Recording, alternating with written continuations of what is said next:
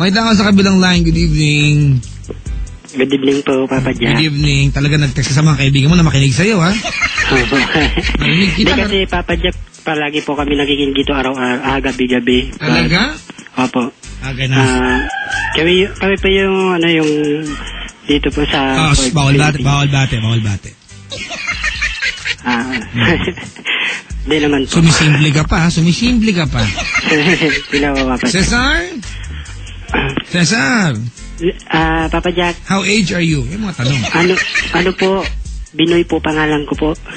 Ano ba talaga, Cesar o Binoy? Binoy po. Yung umalo po sa'yo kanina, yung dumayal po kanina, Cesar yung pinangalan. Pero ako po yung... Teka lang muna. Sino ang kausap ko off-air? Ako po yung Papa Jack kasi gawa pong pinadayal ko po sa kanila yung... Sino ang kausap ko off-air? Ako po. Bakit Cesar sinabi mo sa off-air kanina? Yung una po, Papa Jack, yung nag-dial po, siya nagsagot. Hinihintay niya, tapos tinawag niya ako na... po. Nag-utos ka na ibang tao para i-dial yung phone sa'yo? Hindi po. Mayaman niya, utosan. Kasi nagkataon po, kumakain po ako, Papa Jack. Anong kinulam mo? Tilapia. Kaya pala mo isda ka ngayon. Hindi naman po. Alright, Cesar. Binoy, sorry. Binoy! Po. Gwardiya ka? Yes, sir. Ano ang binabantayan niyo dyan? Planta? Industrial Park? Hindi po. Ano? Yung mga kutsing ginagawa po rito. Ganon? Pahingin dalawang headlight. Patay. Bawal. Ganon ba? High-tech yan, di ba? Kayo din bawal sa loob, di ba? Opo. Baka hanggang labas lang din, no? Opo. Pinapanood ko yun sa Discovery Channel yung how they do, how they do that. Yung mga paano ginagawa yung mga kotse, di ba? Minsan yellow lang na makapal, mas masira. Sikat na sikat nga po yung piyesta namin. Okay na mo, nag-endorse ka pa no? Pero gusto ko yan, ha? Oo, gusto ko yan. Bibili ako niyan, 4, bibigyan ko 2. Salamat. Niyok lang kita. Alright, Binoy. Po. Ba't napatawag sa akin ang paglilingkod ko sa'yo? About the heart. Ayan. Kasi, Papa Jack. I-English ka pa. I-Englishin din kita. Kasi, Papa Jack, na may naging kalibin po ako. May anak kami isa. Tapos, napa-duty po ako dito sa Laguna. May nakilala po ako. Pero sinabi ko naman sa kanya yung lahat sa tungkol sa akin na may naging kalibin ako. Teka lang, yung kalibin mo, kayo pa rin ba nung makilala mo tong bago?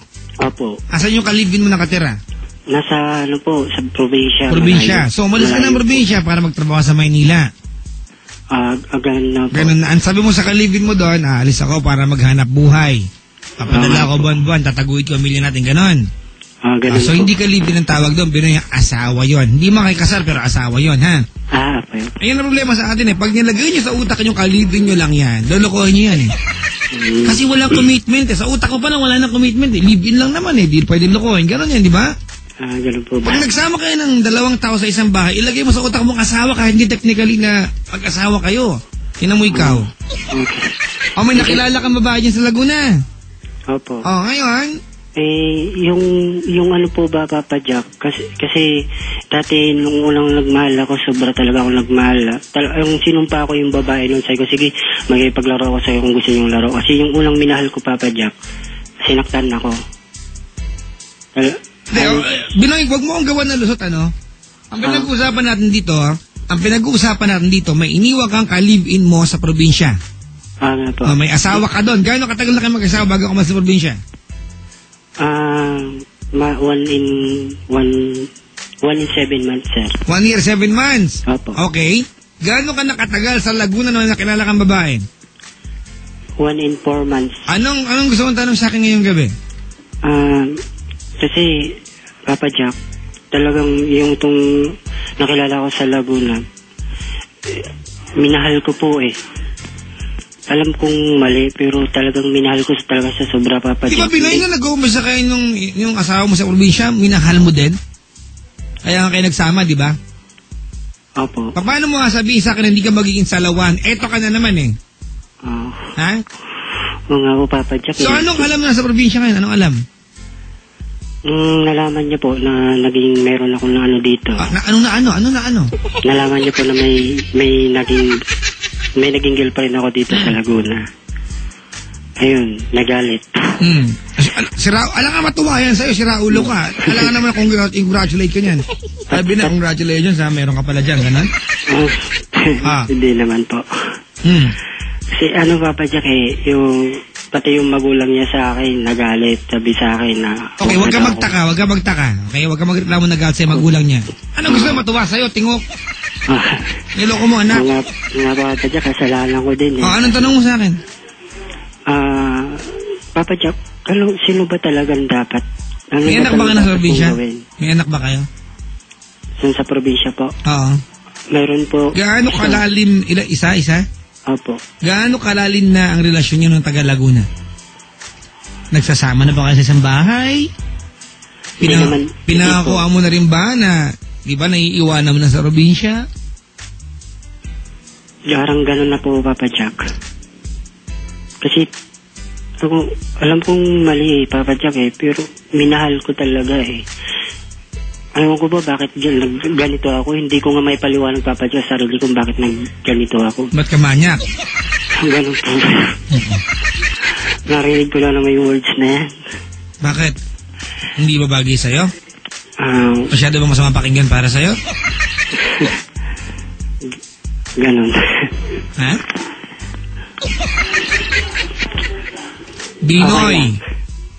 Binoy. Papa Jack. Kasi ang tanong mo kasi sa akin, ganito Ang tanong mo sa akin kasi, sino po ba pipiliin ko, di ba? Alam mo, yan ang tanong, hindi ko kaya sagutin para sa'yo. Ikaw makakasagot yan. Ganun po ba? Hindi ako makakasagot yan. Ikaw makakasagot yan. Bakit ako mamimili para sa'yo? Pero ang tanong dito, tama ba ginagawa mo?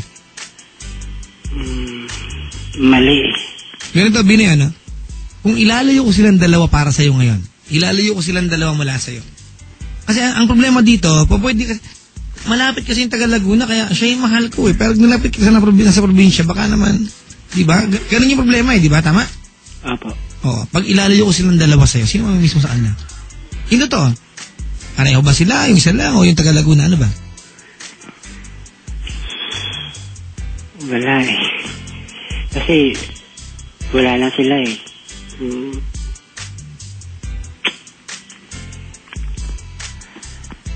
Ano?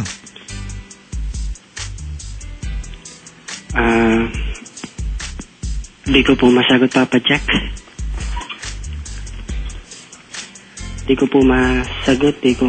Pero, sana mabigyan mo ako ng magandang payo, Papa Jack, para... Ganito, Binoy, unang-una, hindi ako mamimili para sa'yo. Inuulit ko sa'yo yan. Ikaw ang pipili niyan. Alright? Opo. Pero sana naman, bago mo i-commit ang sarili mo sa panibagong babae, siguraduhin mo meron kang sapat na dahilan para, di ba? Para maniwala yung babae sa'yo na hindi mo ulitin sa kanya yung nagawa mo sa isa. Opo. Di ba? Ganito, hindi ko kasi malaman, Binoy, kung talaga mahal mo itong taga Laguna kasi siya malapit na pupunan niya pagkukulang. O, di ba? Parang ganun, hindi ko malaman kung sino talaga yung mahal mo. Alright?